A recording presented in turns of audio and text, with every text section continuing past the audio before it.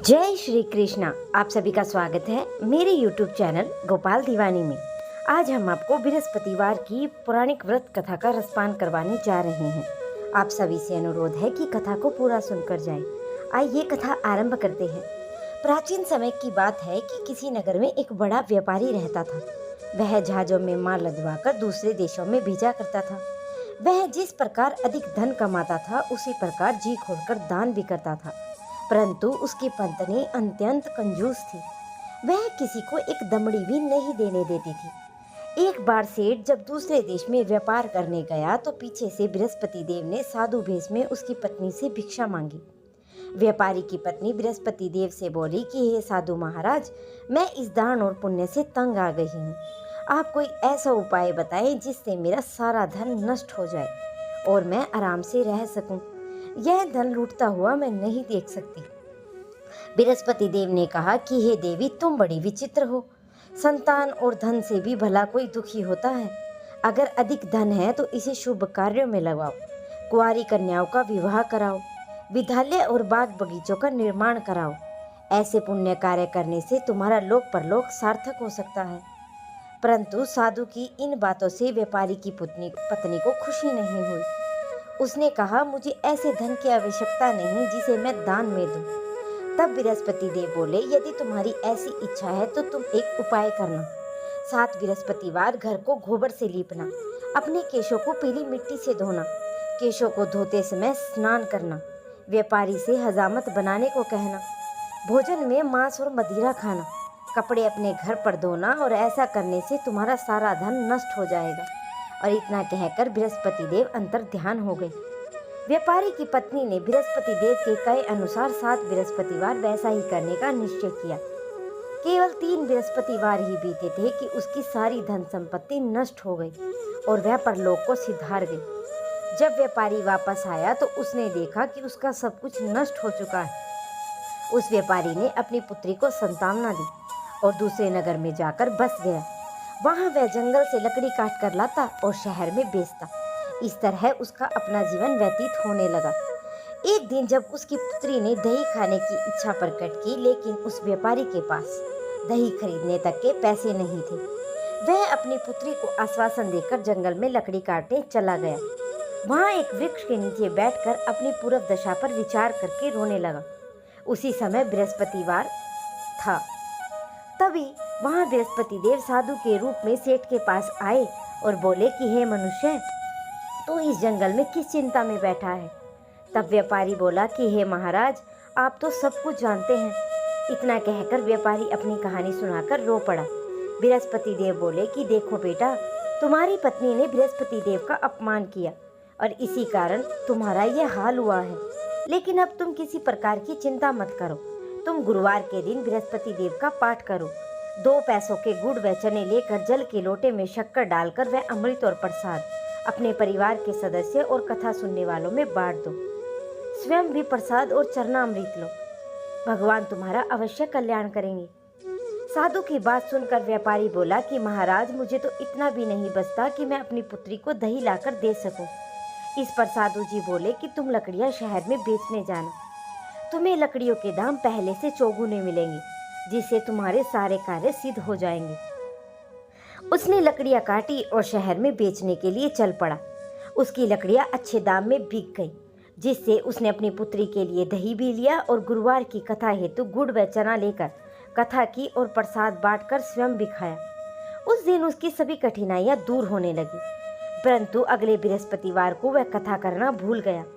अगले दिन वहां के राजा ने एक बड़े यज्ञ का आयोजन किया और पूरे नगर के लोगों के भोजन के आयोजन के लिए बुलाया गया। राजा की आज्ञा के अनुसार पूरा नगर राजा के महल में भोज करने गया, लेकिन व्यापारी व उसकी पुत्री तनिक विलंब में पहुंचे।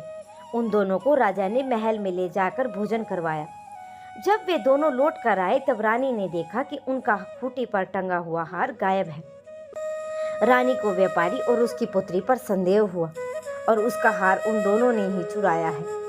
तो राजा की आज्ञा के अनुसार दोनों को कारावास की कोठरी में कैद कर दिया गया। कैद में दोनों पढ़कर दोनों अत्यंत दुखी हो गए। वहां उन्होंने बृहस्पति देवता का स्मरण किया। बृहस्पति देव ने प्रकट होकर व्यापारी को अपनी भूल का आभास कराया और सलाह दी कि गुरुवार के दिन कैद खाने के दरवाजे पर उन्हें 2 पैसे मिलेंगे। उनसे तुम चना और मुनक्का मंगवा कर विधि पूर्वक बृहस्पति देव का पूजन करना, जिससे तुम्हारे सारे कार्य सिद्ध हो जाएंगे। बृहस्पतिवार को कैद खाने के द्वार पर उन्हें 2 पैसे मिले और बाहर सड़क पर एक स्त्री जा रही थी, तो व्यापारी ने उसे बुलाकर गुड़ व चना लाने को कहा। इस पर वह स्त्री बोली कि मैं अपनी बहू के लिए गहने लेने जा रही हूँ, मेरे पास समय नहीं है, और इतना कहकर वह चली गई। थोड़ी देर बाद जब वह वहाँ से निकली तो एक स्त्री और निकलती है। व्यापारी ने उसे बुलाकर कहा कि हे बहन, मुझे बृहस्पतिवार की कथा करनी है, तो मुझे 2 पैसों का गुड़ व चना ला दो। बृहस्पति देव का नाम सुनकर वह स्त्री बोली, भाई मैं अभी तुम्हें गुड़ व चना ला कर देती हूँ। मेरा इकलौता पुत्र मर गया है और मैं उसके लिए कफन लेने जा रही थी, लेकिन मैं पहले तुम्हारा काम करूँगी, इसके बाद अपने पुत्र के लिए कफन लाऊंगी। वह स्त्री बाजार में व्यापारी के लिए गुड़ व चना ले आई और स्वयं भी बृहस्पति देव की कथा सुनी। कथा के समाप्त होने पर वह स्त्री कफन लेकर अपने घर गई, तो घर में सभी लोग उसके पुत्र की लाश को राम नाम सत्य कहते हुए शमशान की ओर ले जाने की तैयारी कर रहे थे। स्त्री बोली कि मुझे अपने लड़के का मुख देखने ले दो। इसके बाद पुत्र के मुख में उसने चरणामृत और प्रसाद डाला, तो प्रसाद और चरणामृत के प्रभाव से वह पुनः जीवित हो गया। पहली स्त्री जिसने बृहस्पति देव का निरादर किया था, जब वह अपने पुत्र के विवाह हेतु पुत्र वधू के लिए गहने लेकर लौटी, तो जैसे ही उसका पुत्र घोड़ी पर बैठकर निकला, वैसे ही घोड़ी ने ऐसी उछाल मारी कि वह घोड़ी से गिरकर मर गया। यह देखकर स्त्री रो रो कर बृहस्पति देव से क्षमा याचना करने लगी। उसी स्त्री की याचना से बृहस्पति देव साधु के वेश में वहां पर पहुंचकर कहने लगे कि हे देवी, तुम्हें अधिक विलाप करने की आवश्यकता नहीं है। यह सब बृहस्पति देव का अनादर करने के कारण हुआ है। तुम वापस जाकर मेरे भगत से क्षमा मांगकर कथा सुनो, तुम्हारी सब मनोकामना पूर्ण होगी। जेल में जाकर उस स्त्री ने व्यापारी से क्षमा मांगी और कथा सुनी। कथा के उपरांत जब वह प्रसाद और चरना अमृत लेकर अपने घर वापस गई, तो घर में आकर उसने चरना अमृत अपने मृत पुत्र के मुख में डाला, तो चरना अमृत के प्रभाव से उसका पुत्र पुनः जीवित हो उठा। उसी रात बृहस्पति देव राजा के स्वप्न में आए और बोले कि हे राजन, तूने जिस व्यापारी और उसकी पुत्री को जेल में कैद कर रखा है वह बिल्कुल निर्दोष है। तुम्हारी रानी का हार वहीं खूंटी पर टंगा हुआ है। दिन निकला तो राजा रानी ने हार खूंटी पर लटका हुआ देखा। राजा ने उस व्यापारी और पुत्री से क्षमा मांगी और उन्हें रिहा कर दिया और उन्हें आधा कुल देकर राजा की पुत्री का विवाह उच्च कुल में करवाकर दहेज में हीरे आदि जवाहरात दिए।